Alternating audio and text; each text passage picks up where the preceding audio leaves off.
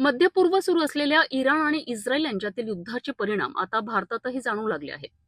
या पार्श्वभूमीवर अमरावती शहरात गॅस सिलेंडर पुरवठ्यावर परिणाम झाल्याचे दिसून येत आहे। गॅस पुरवठा ठप्प झाल्यामुळे सकाळपासूनच अनेक नागरिक गॅस एजन्सीच्या बाहेर रांगेत उभे असल्याचे चित्र पाहायला मिळते। सिलेंडर मिळेल या अपेक्षेने नागरिक मोठ्या संख्येने एजन्सी समोर जमा होत आहेत।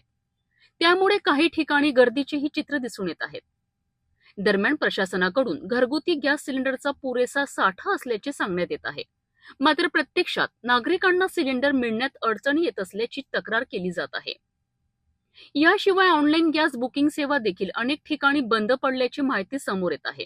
त्यामुळे नागरिकांना थेट गॅस एजन्सीवर जाऊन चौकशी करावी लागते। या परिस्थितीमुळे अनेक घरांमध्ये गॅस सिलेंडरची टंचाई निर्माण होण्याची शक्यता व्यक्त केली जात आहे। सध्या प्रशासन परिस्थिती नियंत्रणात असल्याचे सांगत असले तरी नागरिकांना मात्र या परिस्थितीचा फटका बसत असल्याचे चित्र स्पष्ट दिसत आहे।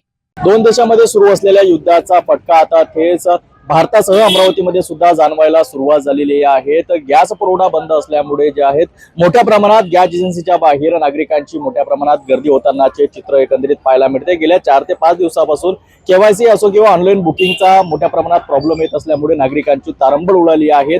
एकीकडे प्रशासनाकडून सांगण्यात येत आहे की अमरावती शहरामध्ये गॅसचा पुरवठा मोठ्या प्रमाणात असल्यामुळे नागरिकांनी कुठल्याच प्रकारची चिंता करण्याची गरज नाही, तर दुसरीकडे मोठ्या प्रमाणात नागरिकांची तारंबळ उडत आहे आणि गॅस एजन्सीच्या बाहेर या ठिकाणी मोठ्या प्रमाणात नागरिकांची गर्दी होत असल्याचं चित्र एकंदरीत पाहायला मिळतं। आता प्रशासनाकडून या बाबत सुद्धा काही उपाययोजना करण्यात येईल का हे पाहणं सुद्धा महत्त्वाचं ठरणार आहे। कॅमेरामॅन मोहन विश्वकर्मासह मी रोहित खळे, पाहत रहा सिटी न्यूज अमरावती।